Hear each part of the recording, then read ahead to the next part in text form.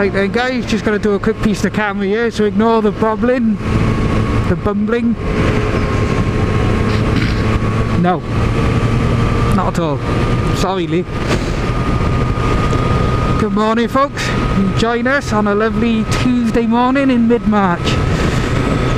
Heading out to Owl's Nest, have a bit of breakfast and decide where we're going from there then. What are we thinking today guys?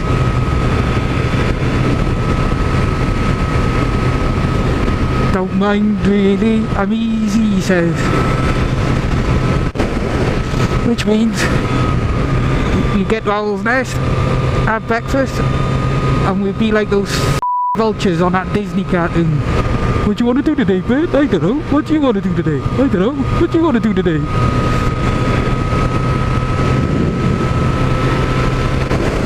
Said he wants to ride his bike. Well, that's a good start because he's on his bike. So if he wanted to drive his car, wouldn't he? Panorama up there. A couple of people walking up this morning. No 30 signs midweek. No parked on the bank. Join us on the A40 between Brecon and Llandovery. We're headed to Owl's Nest to start our day. This last section of road into Llandovery is one of my favourite sets of A roads, and that's A roads, not favourite road altogether in the country, but there are a few up there. It's got a nice selection of wide open sweepers and tight Nadri bends to keep your grey matter thinking.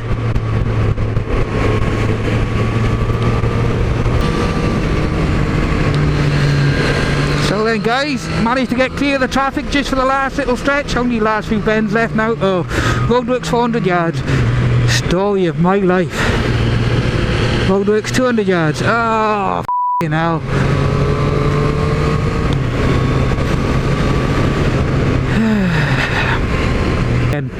Just pulling out to Llandovery now. We've gone past West End Calf and turned left, which is sort of actually straight over on the junction that goes around the Calf, and we're heading for Owl's Nest now. So I'm actually trying out a bit of vlogging today. Borrowed my brother's GoPro Hero 3 Silver. Nice old little GoPro that doesn't need a mic adapter for the microphone to work, so it actually makes it really handy for sticking to the helmet. This is Owl's Nest Calf here. These signs actually make it a little bit more visible, and now the tree's been cut back. It used to be very easy to ride past. Yeah. 11, only 40 minutes late in the end.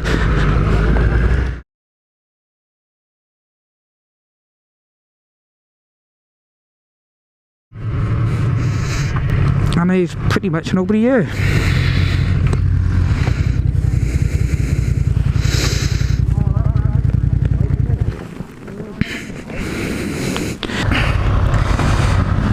Gonna be a busy day for Ian today. Look at all these people here. Hey, nice tight little turn to get out here now.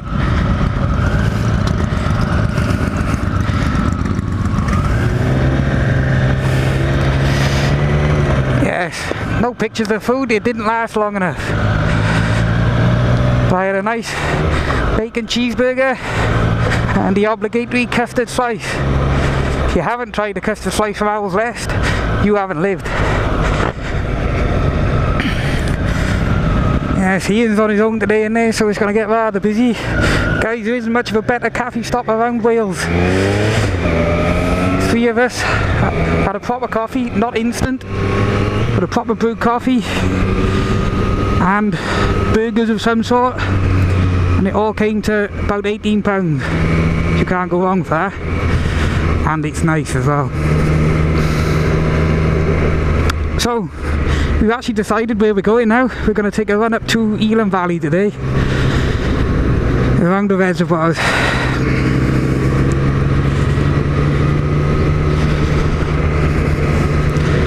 Start easing the distances on the rides out a little bit more now as the days get longer and warmer.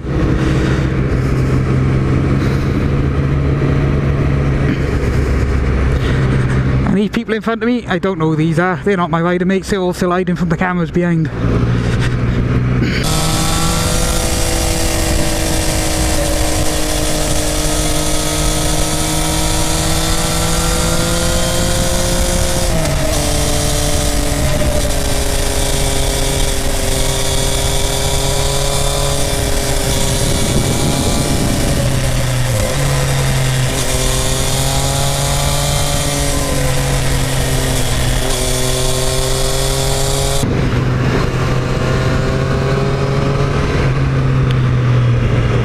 Morning guys, we're on the road heading from Elan Valley up to Radda now to pick up Elan Valley. I'm not sure what the road number is, I'll add it into the video.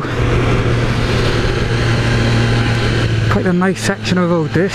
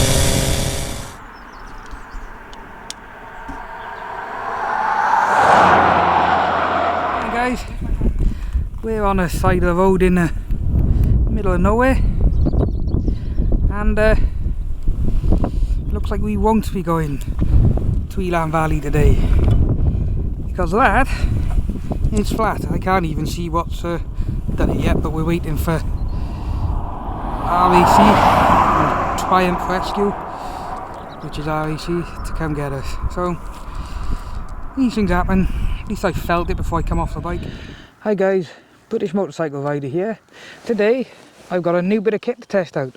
I've got a wireless microphone on the camera so you can get some more interesting shots in the videos. Unfortunately we're not trying it in some beautiful landscape somewhere. We're sat on the side of the A40 I think, broken down in mid Wales. Oh, I say broken down, puncture on the back tyre. With the size of the bike, I don't bother carrying a puncture repair kit. I always thought, oh, the bike comes with Triumph Assist, so I don't need to worry about taking out a breakdown policy. Well, I called them originally at 1:15. They said the worst case scenario was 3 to 4 hours. That was now 5 hours ago. We've only just been given an ETA of another an hour and a half. They said they've been struggling to get a driver to take the job and come up here. I've had radio silence for the last few hours and I've had to keep calling them to see what's going on. At one point they even told me that there was a driver 20 minutes away, which I thought was odd, and said, well, I haven't had a phone call from him. And they said, oh well, he should have called you by now. When I've gone back to him, called him back after 20 minutes being and gone, and actually spoke to a customer care team because they elevated it to some customer assistance team because they were struggling to get out. They said that there'd been nothing assigned, and she said that they wished that they wouldn't do that, which means lying to the customers about people being on the way is a common problem. And she said all it does is wind us up, which then winds them up when they've got to deal with it.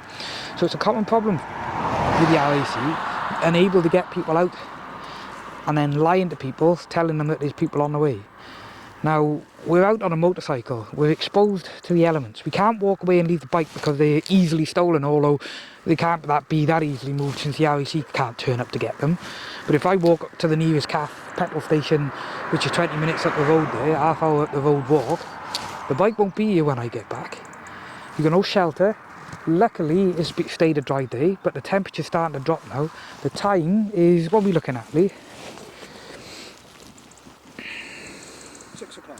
The time is now 6 o'clock. So, yeah. We've been waiting 4.5 hours and another hour and a half to go for a 3 to 4 hour worst case scenario. So, this really isn't good enough. I won't be using RAC again. The minute this is up on a bike, well, I'm not even going to wait for the cover to run out to try and provide on this. I'm going to be taking out a policy with the AA. I have got, me and my wife do have RAC policy on our cars as well, and we'll be cancelling both of those. I won't be putting up with this again. A few years ago, I broke down in a works van and it had a cherry picker arm on the back, and they failed to get out to me then. I was near Oxford Airport, and they said that they couldn't recover that size of van, even though they quite happily taken out the policy on it. And I ended up borrowing a van from somebody we had on site at Oxford Airport to drive it back to South Wales. Now, they've left me stranded once before, citing that they couldn't deal with the size of vehicle. You don't get smaller motorised vehicle than a street triple, and once again they're struggling to get out to me. They've left me on the side of the road all day. So a lesson for myself: do not rely on a breakdown policy instead of carrying a few bits and pieces. I've got the basic toolkit in here and a bit of tape and a few zip ties, but no puncture repair kit. So I'll be seeing if I can get the smallest one of them I can and stuffing it under the seat from now on, and not rely on the breakdown policy. But I find it very poor that they can take people's money off them and just not turn up when the time comes. Like I say, I'm pretty sure that in an hour and a half time there's going to be another reason they can't get to me once they get to the end of the shift and stop answering the phone, and I'd probably end up being stuck out here all night. So this is very poor. Oh yeah, so I need to do a conclusion to this as well, don't I, since this is a review. The RAC is 1 out of 5 stars. Shit. Right, we've got a circle all the way around. There's another circular mark just in front of the tyre, but as you pull on this circle, you can actually lift it up and out of the tyre like that. So I don't know, like there's actually a tail holding on there then. So like whatever's cut is cut in a cone all the way around, or if it's a manufacturing defect from a pouring mark or from a mould or something, I don't know, but that's hanging out there like that, and it'll sit back down nice and flush in the tyre. There was nothing in it. I've never seen a tyre do that before. This is the van.